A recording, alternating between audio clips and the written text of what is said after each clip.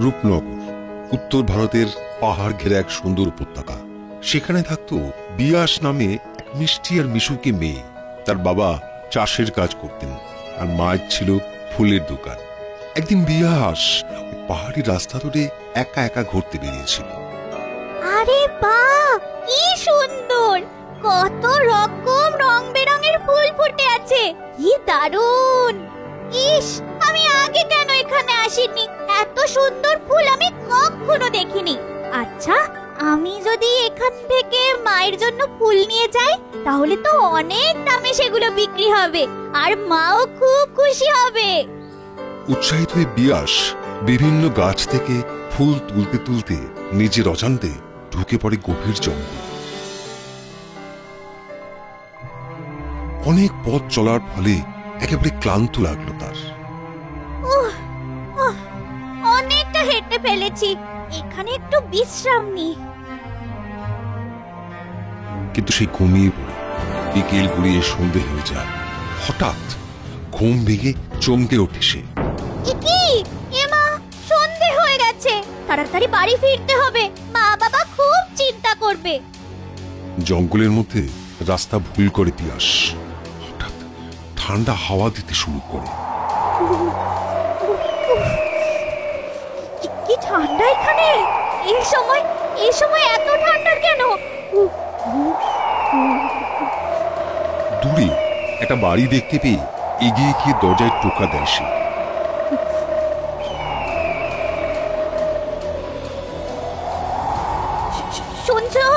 শুনছো? কেউ আছো? আমি পথ ভুল করেছি, শুনছো?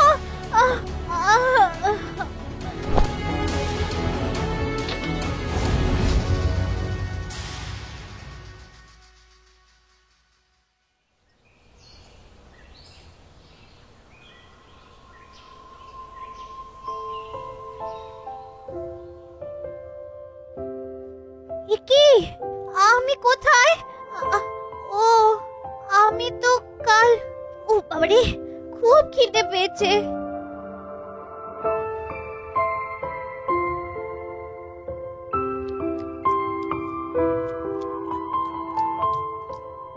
খাবার শেষ হলে বিয়াস পাশের ঘরে গিয়ে একজন মধ্যবয়স্ক সুপুরুষকে ফায়ার প্লেসের সামনে বসে থাকতে দেখে। আপনাকে অনেক ধন্যবাদ, আপনি আমাকে আশ্রয় ও খাবার দিয়েছেন। তুমি এখন সুস্থ, এবারে নিজের বাড়ি চলে যাও। কাশছেন? আপনার শরীর খারাপ? তোমার বাবা মা চিন্তা করবেন। তুমি যাও।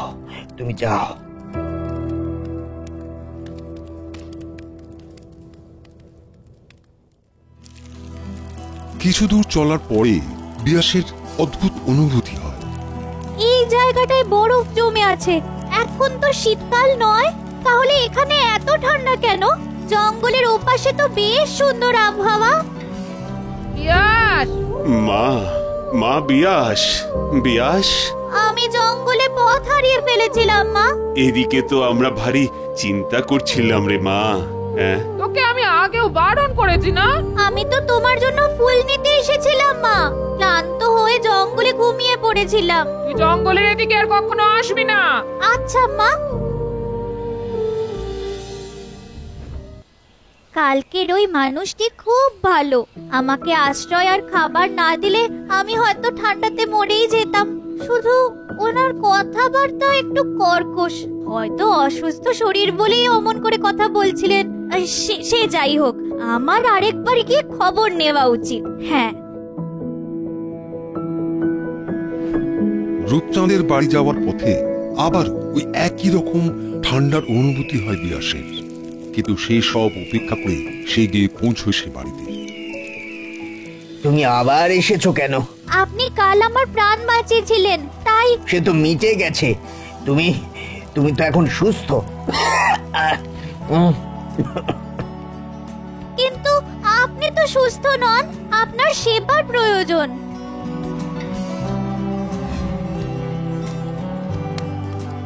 আপনি এটা খেয়ে নিন, আরাম পাবেন।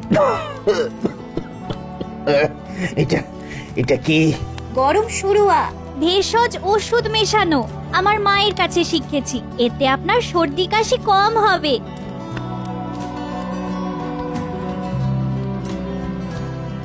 আহ, এটা এটা বেশ আরামদায়ক।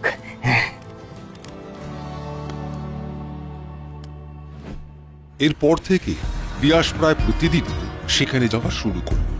রূপচাঁদের প্রতি একটা টান অনুভব করত বিয়াস, তাই বাড়িতে লুকিয়ে নিয়মিত সেখানে ছুটে যেত সে। ক্রমশ বন্ধুত্ব জমে উঠল দুজনের মধ্যে। এইভাবে কেটে গেল দুটো বছর। বিয়াসের বয়স তখন 18। সে বছর রূপনগরে হলো এক ভয়ঙ্কর পঙ্গপালের উপদ্রব।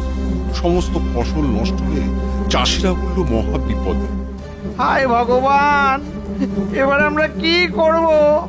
নতুন বীজ কেনারও তো পয়সা নেই। কি করব আমরা ভগবান? এত টাকার ক্ষতি, কিভাবে যে উদ্ধার পাবো? ফসলের এত ক্ষতি কোনো বছর হয়নি। গ্রামের সকলেই খুব ভেঙে পড়েছে। আমার বাবাও চিন্তায় রাতের পর রাত জেগে কাটাচ্ছেন। আমাদের গ্রামের মানুষগুলো এবার না খেতে পেয়ে মরে যাবে। তুমি কেঁদো না, তোমার কষ্ট আমি দেখতে পারি না। একটু অপেক্ষা করো।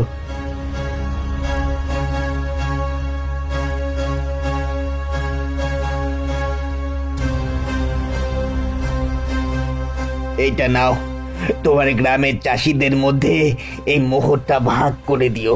কিন্তু এত সোনার মোহর আপনি কেন দিচ্ছেন? আশা করি এতে তোমার গ্রামের মানুষেরা কিছুটা স্বস্তি পাবে। তবে হ্যাঁ, কেউ যেন জানতে না পারে যে তুমি ওদের সাহায্য করেছো। আচ্ছা বেশ, তাই হবে। কথা মতো বিয়াস আলাদা আলাদা মোহরের থলি বানিয়ে গভীর রাতে সকলের ঘরের সামনে রেখে আসে। সেই সাহায্য পেয়ে চাষিরা খুশি হয় ও অজানা সাহায্যকারীর উদ্দেশ্যে ধন্যবাদ দেয়। অনেক অনেক ধন্যবাদ আপনাকে। আমার গ্রামের মানুষদের মুখে আবার হাসি ফুটেছে। তারা আপনার জয়গান করছে। সত্যি বলছো? এটা শুনলে রুবেলাও খুব খুশি হবে। খুব খুশি হবে। রুবেলা কে? আমার স্ত্রী। আপনার স্ত্রী? কোথায় তিনি? এই বাড়িতেই ঘুমিয়ে আছে আমার রুবেলা। আমার নাম রূপচাঁদ। সে প্রায় 18 বছর আগের কথা। আমি ছিলাম এই অঞ্চলের সবচেয়ে ধনী ও অহংকারী ব্যবসায়ী। গরিবদের মানুষ বলেই ভাবতাম না, কিন্তু আমার স্ত্রী ছিল যেমন রূপসী তেমনি দয়ালু। সেদিন আমাদের বাড়িতে কিছু অতিথি এসেছিলেন। খুব খানা পিনা হচ্ছিল। এমন সময় ঠান্ডায় কাঁপতে কাঁপতে একজন হদ্দ গরিব বৃদ্ধা এলেন আমাদের বাড়ি। তিনি ক্ষুধার্ত ছিলেন। শীতের থেকে বাঁচতে রাতের বেলা আমাদের বাড়িতে আশ্রয় চাইলেন, সঙ্গে কিছু খাবার। রুবেলা দিতে গিয়েছিল, কিন্তু আমি বাধা দিলাম। খুব বিশ্রী ভাবে তাকে বেরিয়ে যেতে বললাম। পরক্ষণেই ঘটলো সেই অদ্ভুত ঘটনা। ওই বৃদ্ধা এক পরীর রূপ ধারণ করলেন।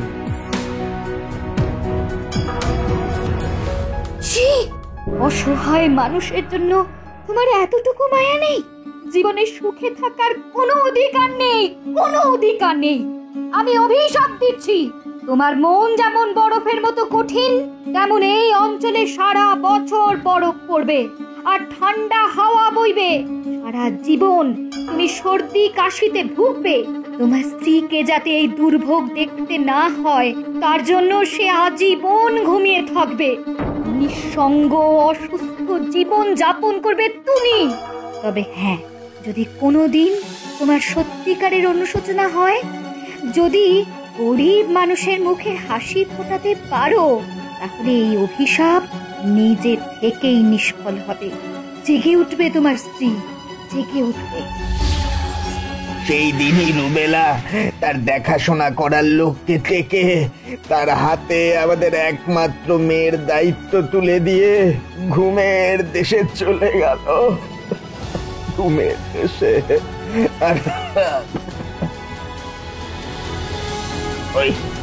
ওই আমার স্ত্রী আবার আমার নিষ্ঠুরতার জন্য আজ ওর এই অবস্থা। না না, আপনি মোটেই নিষ্ঠুর নন। আপনার স্ত্রী নিশ্চয়ই জেগে উঠবেন। আমার রুবেলা, আমার আমার ভালোবাসার স্ত্রী, আমার প্রায়শ্চিত্ত কি এখনো শেষ হয়নি? বিশ্বাস করো, আমি সত্যি বদলে গিয়েছি। বিয়াস আমাকে শিখিয়েছে যে দয়া আর ভালোবাসা দিয়ে কিভাবে মানুষকে সাহায্য করতে হয়। এখনো কি তুমি জাগবে না রুবেলা? এখনো কি তুমি জাগবে না? হঠাৎ রুবেলার শরীর নড়ে ওঠে, ঘরের আবহাওয়া বদলে যায়, চারিদিকে বড় বলতে থাকে। রুবেলা উঠে বসে। এ কি, আমি এখানে শুয়ে আছি কেন? রুবেলা, রুবেলা তুমি জেগেছো রুবেলা? পরীর অভিশাপে তুমি ঘুমিয়েছিলে, মনে পড়ছে তোমার? মনে পড়ছে রুবেলা? হ্যাঁ হ্যাঁ হ্যাঁ, এ কি তবে আমাদের মেয়ে? না, ওর নাম বিয়াস, ভারী মিষ্টি আর ভালো মেয়ে। সেই সময় বাইরে মায়ের গলা শুনে বিয়াস। হিনার গলা শুনে তার আগে রুবেলা ছুটে যায় বাইরে। সকলে বাইরে এসে দেখে বিয়াস ও হিনা দুজনেই কাঁদছে। আপনি কি আমার মাকে চেনেন? আমার এই বন্ধু তোমার আসল মা বিয়াস, আসল মা। তোকে অভিশাপের হাত থেকে বাঁচানোর জন্য আমি রুবেলার থেকে তোকে নিয়ে গিয়েছিলাম। এইভাবেই বিয়াস তার নিজের বাবা মাকে ফিরে পেল। তারপর থেকে সে দুই পরিবারের সাথে মহা আনন্দে দিন কাটাতে লাগলো।